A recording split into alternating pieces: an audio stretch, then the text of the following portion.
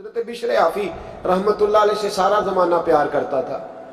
Baghdad کا ایک تاجر کہتا ہے مجھے نہیں بابا اچھا لگتا تھا۔ ہمارا اپنا اپنا ذہن ہے نا، ہم کہتے ہیں میں نے جدھر ساری دنیا جا رہی ہے وہاں نہیں جانا۔ کہتے ہیں کہ وہ بابا مجھے نہیں اچھا لگتا تھا نا کہ سارا بغداد عزت کرتا۔ کیوں نہیں اچھا لگتا تھا؟ کہتے ہیں اس لیے کہ بابا نا صرف فرض مسجد میں پڑھتا تھا، باقی نماز گھر جا کے۔ تو میں کہتا تھا اتنا ولی ہے تو باقی بھی مسجد میں پڑھے۔ کہتے ایک دن میں نے کہا جسوسی کرنی ہے اس کی، جو کہ اسلام میں منع ہے۔ کہتے حضرت بشر آفی رحمتullah علیہ نے جمعے کے فرض پڑھے، فرض پڑھ کے نکل گئے دوڑ کے۔ فرماتے ہیں میں پیچھے ہو گیا، میں نے کہا میں نے سنتیں چھوڑ دی ہیں پر اس کا پتہ کرنا ہے، سنت نفل بعد میں پڑھوں گا۔ کہتے ہیں حضرت بشر آفی جلدی سے نا ایک کباب والی دکان پہ گئے، وہاں سے کباب خریدے۔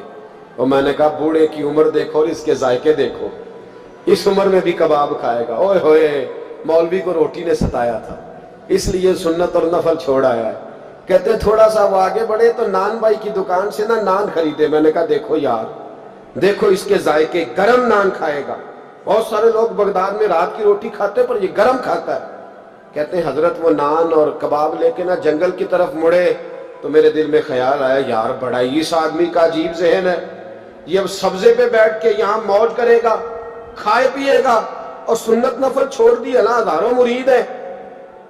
کہتے ہیں حضرت جنگل میں داخل ہوئے، تھوڑا سا سفر کیا تو کچی آبادی آ گئی۔ کچی آبادی، ایک کچے مکان کی ٹوٹا ہوا دروازہ، باہر سے کنڈی لگی۔ بغداد کے ننگے پاؤں چلنے والے ہزاروں مریدوں کے اس پیر نے کنڈی کھولی، اندر گئے، ایک فالج زدہ بابا جی بیٹھے۔ کہتے ہیں حضرت بشر آفی نے اپنی پگڑی کھولی اور اس آدمی کے منہ سے پانی نکل رہا تھا، رال ٹپک رہی تھی۔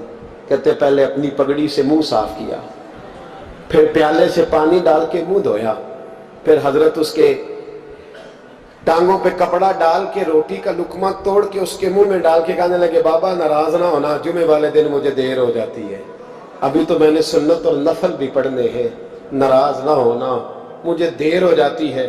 کہتے ہیں وہ بابا رو پڑا اور کہنے لگا بشر یار 14 سال ہو گئے تو روز آتا ہے، 14 سال، یہ 1 صدی کا قصہ ہے، 2-4 برس کی بات نہیں، 14 سال سے تو روز آتا ہے۔ میں پتہ نہیں کب تک لاش بنے پڑا رہوں گا، تو کب تک آئے گا؟ حضرت بشر آفی نے بابے کے آنسو پوچھ کے کہا بابا فکر نہ کر، آج کے بعد یہ جملہ نہ کہنا کہ تو میرے لیے بوجھ ہے۔ فرمایا لوگ سمجھتے ہیں کہ میں نے عبادت کر کے مقام پایا ہے، لوگ سمجھتے ہیں میں نوافل زیادہ پڑھتا ہوں، دنیا جانتی ہے کہ میری رات کی تسبیح زیادہ مضبوط ہے، اور میں ان میں سے کوئی بات بھی نہیں، میں تو تیری نوکری کرتا ہوں تو اللہ نے میری عزتوں میں اضافہ فرما دیا ہے۔ سوچ ہی صاف نہیں، نظریہ ہی ٹھیک نہیں، فکر ہی ٹھیک نہیں۔ اسلام نظریے کا مذہب ہے، سوچ کا۔ مسند امام احمد بن حنبل کی حدیث سنی، حضرت انس بن مالک فرماتے ہیں جب انسان نے روزہ رکھا ہوتا ہے نا تو روح ویسے ہی پاک ہوتی ہے اس کی۔ میں نے یہ سوچا کہ کچھ باتیں ایسی کی جائیں جس سے تھوڑی سی سوچیں بھی تبدیل ہو، کچھ سوچوں کا وضو، سوچوں کا غسل، افکار و نظریات کی بھی بات ہو۔ ہم سمجھتے ہیں کہ شاید کثرت عبادت اصل ہے۔ اقبال کہتے ہیں یہ ذکر نیم شبی، یہ مراقبے، یہ سرور، تیری خودی کے اگر نگہباں نہیں تو پھر کچھ بھی نہیں، تیری خودی کے اگر، اور پھر عام چیز نہیں کہا یہ ذکر نیم شبی، سویرے سحری کا ذکر، یہ مراقبہ، یہ جو تو گھنٹوں اللہ کی یاد میں بیٹھا رہتا، یہ سرور، کہتے بے کیف عبادت نہیں، سرور والی، یہ ذکر نیم شبی، یہ مراقبے، یہ سرور، تیری خودی کے اگر نگہباں نہیں، اگر تیرے نظریے کو نہیں بدل سکے، تیری سوچ نہیں بدل سکے، تیرا ایمان مضبوط نہیں کر سکے، تیری خودی کے اگر نگہباں نہیں تو پھر کچھ بھی نہیں۔ اور خرد نے کہہ بھی دیا لا الہ الا اللہ تو کیا حاصل، دل و نگاہ، دل و نگاہ، دل و نگاہ اگر مسلمان نہیں تو پھر کچھ بھی نہیں، دل و نگاہ۔ اقبال کہتے ہیں ایک دل کا کلمہ پڑھ، دوسرا نظر کا کلمہ پڑھ، ان پہ پابندی لگا۔ دل و نگاہ اگر مسلمان نہیں تو پھر تو کچھ بھی نہیں، کچھ بھی نہیں۔ حضرت انس بن مالک کہتے ہیں میں حضور کے پاس بیٹھا تھا، حضرت عبداللہ ابن عمر بھی بیٹھے تھے، کوئی بات ہو رہی تھی، ایک حجرے میں بیٹھے تھے، دروازے پہ دستک ہوئی، مسند امام احمد میں حدیث ہے، نبی پاک علیہ السلام نے فرمایا انس دروازہ کھولو، دروازے پہ وہ بندہ ہے جس کو اللہ بغیر حساب کتاب جنت عطا فرمائے گا، وہ بندہ ہے دروازے پہ۔ حضرت انس بن مالک کہتے ہیں میں نے دروازہ کھولا تو بندہ دیکھا، غریب سا ایک انصاری صحابی، اور بندہ بڑا سادہ، وضو تازہ کر کے آیا ہے تو پانی کے قطرے داڑھی سے بہہ رہے ہیں، اور چمڑے کے جوتے اس نے لپیٹ کے نا تو بغل میں چھپائے ہوئے، آ کے عطایات کی حالت میں بیٹھا، حضور سے دو چار باتیں کی، چلا گیا۔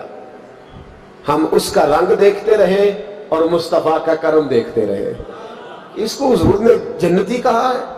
کہتے ہیں اگلے دن اسی ٹائم اسی وقت ہم حضور کے پاس بیٹھے تھے، پھر دروازے پہ دستک ہوئی، حضور نے فرمایا دروازہ کھولو، دروازے پہ وہ بندہ ہے جسے اللہ بغیر حساب کتاب جنت عطا فرمائے گا، بغیر حساب۔ کہتے ہیں دروازہ کھولا اور جیسے ہی میری نظر پڑی، بندہ بھی وہی ہے جو کل آیا تھا، اور انداز بھی وہی ہے جو کل تھا، اسی طرح پانی کے قطرے، اسی طرح جوتے بغل میں، السلام علیکم، کل حضور فلاں بات کی تفصیل پوچھنی مجھ سے رہ گئی تھی، غلطی ہوگی، دوبارہ آیا ہو۔ اس نے اپنی گفتگو کی، چند جملوں میں بات سمیٹی، چلا گیا۔ فرماتے اتفاق کی بات کہ دن تیسرا، بندے بھی ہم دونوں، میں اور عبداللہ ابن عمر۔ حضرت انس بن مالک کہتے ہیں دونوں بیٹھے تھے، سیم ٹائم سیم ڈے۔ پھر دستک ہوئی، حضور نے فرمایا دروازہ کھولو، اور مسکرا کے فرمایا دروازے پہ وہ بندہ ہے جسے اللہ بغیر حساب کتاب جنت عطا فرمائے گا۔ کہتے ہیں کھل اٹھے ہمارے چہرے، باہر گئے، دستک ہوئی تھی، دروازہ کھولا۔ فرماتے مجھے یقین تھا وہی ہوگا جو 2 دن پہلے آیا تھا، اور میرے یقین کے مطابق ہی کام ہوا، وہی بندہ تھا جو کل بھی تھا، جو پرسوں بھی تھا، حالت اور کیفیت اور انداز بھی وہی تھا۔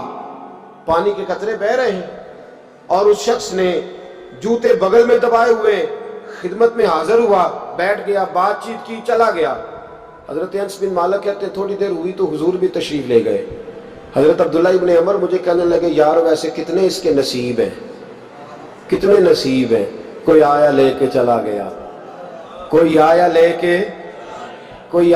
کے چلا گیا، کوئی عمر بھر بھی نہ پا سکا، میرے مولا تجھ سے گلا نہیں، یہ تو اپنا اپنا نصیب ہے، یہ تو اپنا اپنا، اور نہ کسی کے حال پہ طنز کر، نہ کسی کے غم کا مذاق اڑا، وہ جسے چاہے جیسے نواز دے، یہ مزاج لطف رسول ہے صلی اللہ تعالی علیہ وسلم۔ کہتے ہم لوگ گفتگو کرنے لگے، عبداللہ ابن عمر مجھ سے کہنے لگے یار ویسے پتہ کرنا چاہیے یہ کون سا عمل کرتا ہے، پتہ کرنا، ایسے ہم نہیں پتہ کرتے کہ یہ بندہ بڑا چمک گیا، پتہ کرو کون سا کاروبار کرتا ہے، ذرا اس کی جاسوسی تو کرو۔ اور بندے بھی بڑے سمجھدار ہیں، وہ سائیڈ بزنس نہیں بتاتے، وہ کہتے ہیں وہ جو میرا علیحدہ ہے وہ نہیں بتانا، کہیں یہ نہ شروع کر لے۔ حالانکہ انسان کے پاس جو خوبی، جو اللہ نے اسے دولت دینی ہوتی ہے، وہ اپنا اپنا نصیب ہوتا ہے، وہ گھر میں بیٹھے بھی اللہ عطا کر دے۔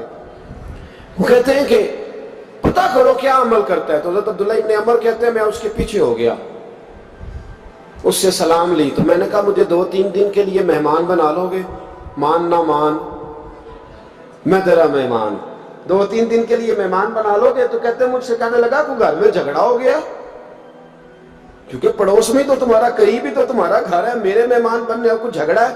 تو میں نے کہا چلو ایسے ہی سمجھ لو، پر مجھے مہمان بنا لو۔ کہتے ہیں میں 3 دن اور 3 راتیں اس شخص کے ساتھ رہا، وہ کتنا صدقہ کرتا ہے میں نوٹ کرتا رہا، نماز کتنی پڑھتا ہے، اس کا کیا، میں چاہتا تھا کہ وہ عمل مجھے ملے جس کی برکت سے مصطفیٰ نے اسے 3 مرتبہ جنتی فرمایا ہے، تاکہ وہ کیفیات مجھے بھی ملے۔ حضرت عبداللہ ابن عمر کہتے کہ میں نے کوئی خاص چیز نہیں دیکھی، وہ عشاء پڑھتا تو فجر تک بستر پہ کروٹیں لیتا، اور میں الحمدللہ اٹھ کے تہجد بھی پڑھتا، نوافل بھی پڑھتا۔ کہتے ہیں وہ 1 سپارہ پڑھتا، میں 3 پڑھتا۔